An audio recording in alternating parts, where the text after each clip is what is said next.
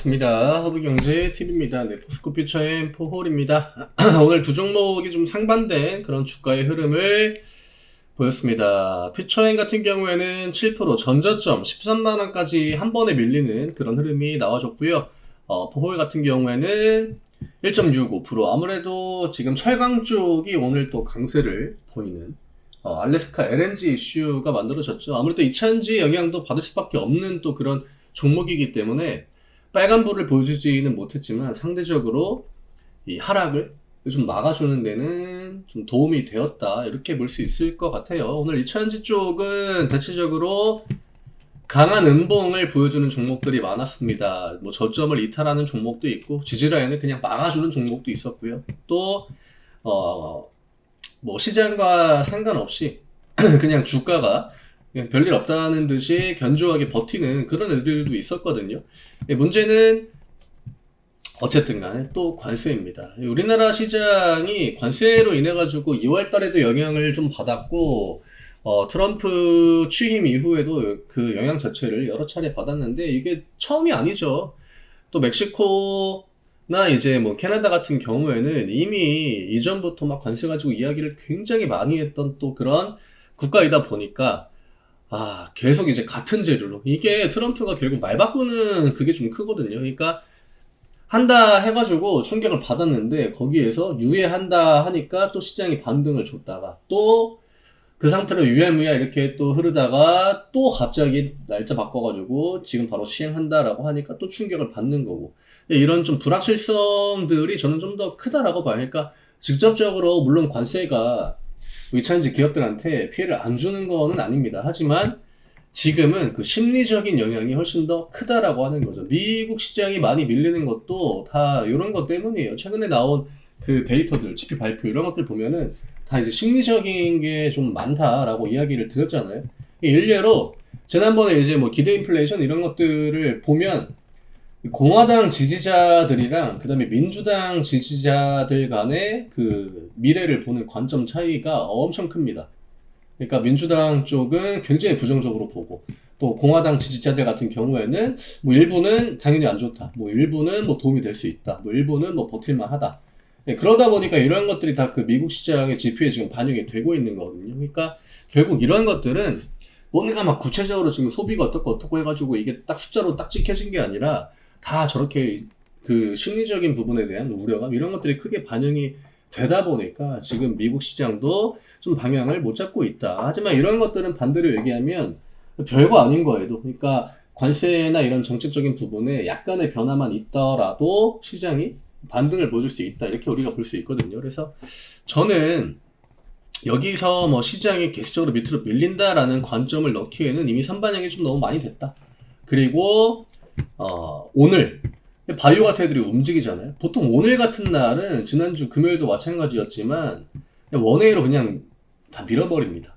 굳이 뭔가를 이렇게 내세워가지고 시장을 막 틀어막아가지고 그럴 명분 안 보여줘도 되는 날이거든요. 근데 오늘은 외국인들이 일단 또 바로 그 코스닥 같은 경우에는 매수 유입이 되기도 했고요. 또 코스피 같은 경우에도 장중에 이제 뭐 삼전이니 뭐 하이닉스 이런 애들이 반등을 아예 못 보여준 건 아니다 보니까 저는 여기서 추가적으로 만들어질 수 있는 지수의 하방폭 자체는 좀 제한적이지 않을까.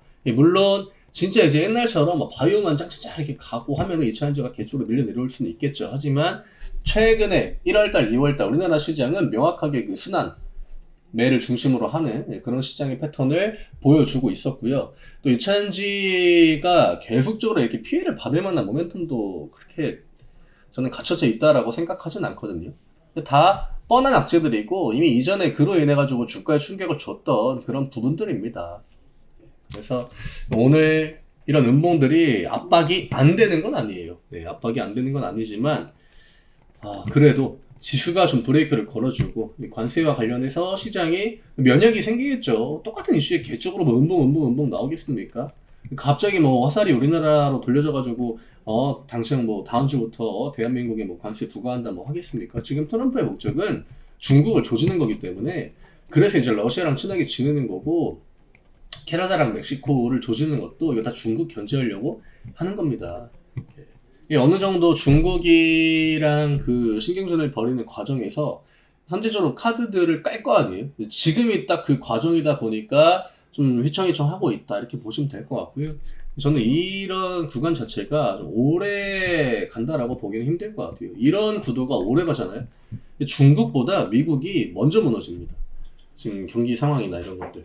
트럼프가 바보도 아니고, 물론 진짜 그냥 중국을 조지기 위한 그런 목적에 사로잡혀 있다라고 하면은 본인들의 피해를 감수하고 뭐 할 수도 있겠지만, 양쪽 다 좀 눈치 볼 게 많은 그런 상황이지 않나? 중국도 마찬가지고, 미국도 마찬가지고, 그냥 서로 까딱하면은 또 돌이킬 수 없는 그런 구간. 미국 같은 경우는 뭐 인플레, 중국 같은 경우에는 이제 시진핑이 좀 그렇죠. 네, 입지 자체가. 네, 그러다 보니까 그런 부분들을 좀 고려하면은 좋게 좀 해결하는 방법으로 해결하는 게, 물론 완전하게 갑자기 뭐 극적인 화해 이런 걸로 이어지진 않겠지만 적당한 선에서 끝낸다라고 하면은 저는 우리나라 시장은 충분히 반등 보일 수 있다라고 생각합니다. 그리고 이차전지 같은 경우에는 결국 순환매 중에 그냥 한 축을 담당하고 있는 만큼 지수가 뭐 1월이나 2월처럼 다시 또 사이클을 위쪽으로 돌려준다라고 하면은 그때는 또 무난한 반등을 기대해 볼 수 있지 않을까 그렇게 생각을 해요. 오늘 이 정도로 뭐 이게 수급 자체도 오늘 대부분 다 포월 같은 경우에는 이제 연기금이랑 이제 외국인 빨간불 들어오긴 했지만 이차전지 쪽은 전부 다 양매도입니다. 양매도가 명확하게 찍혀 있고 전방위적으로 매도가 좀 집중된 그런 흐름이었고요. 또 조선주랑 방산주가 강하면 기술주들이 더 매도세를 강하게 뿜어버리죠. 예, 지수 커버도 어느 정도 되는 업종이다 보니까 뭐 어쨌든 이래저래 안 좋은 것들이 오늘 굉장히 좀 다양하게 맞물리지 않았나 그렇게 생각합니다. 내일은 지켜줘야 돼요. 예, 포월 같은 경우에는 아직 가격적인 여유가 충분하지만 퓨처인 같은 경우에는 이거는 13만원 그냥 막아줘야 됩니다. 시가가 밀린다라고 해도 뭐 시가가 뜬다라고 해도 종가 기준으로는 13만원이라는 가격을 최대한 좀 회복을 해놓고 뭐 위로 올려주면은 뭐 더 좋겠지만 위로 올려주지 못한다라고 하면 오늘의 이 저점 라인이죠. 이 구간은 꼭 막아줄 필요가 있는 그런 구간이긴 해요. 여기서 또 음봉 나오면 오늘 보신 분들 아시겠지만 뭐 엔캐미니, LNF니 이런 꼴이 날 수 있기 때문에 그런 흐름으로만 들어가지 않으면 저는 충분히 다시 또 이런 식의 단기 추세 반전 기다려봐도 되지 않을까 그렇게 생각합니다. 저희 텔레그램 아직 안 들어오신 분들 아래쪽에 남겨드린 이 링크 누르시고 편하게 입장 가능합니다. 들어오시면 저희가 장중에 올려드리는 또 요즘처럼 시장의 패턴도 좀 변화무쌍하고 이럴 때는 이게 뭐 손실뿐만이 아니라 심리적인 부분들이 또 흔들리는 게 굉장히 크거든요. 그런 부분들 저희 텔레그램 내용들 중간중간에 잠깐씩만 확인을 하셔도 충분히 방지할 수 있다. 또 많은 도움이 된다. 이렇게 이야기를 드리고 싶어요. 지금은 뭐 기회 구간이다라고 봐야겠죠. 지금 시간적인 부분도 그렇고 이제 1분기 이제 딱 2개월 지난 시점인데 저는 3월 시장 그렇게 나쁘지는 않을 것 같아요. 애초에 그 목적과 그 명분 자체가 굉장히 또 뚜렷한 공매도가 걸려있는 또 그 3월이기 때문에 저는 지금 구간에서 계속적으로 내리빼는 거는 외국인 기관들한테 메리트가 크지 않다라고 생각합니다. 내일 다시 또 인사드리도록 하겠습니다. 감사합니다.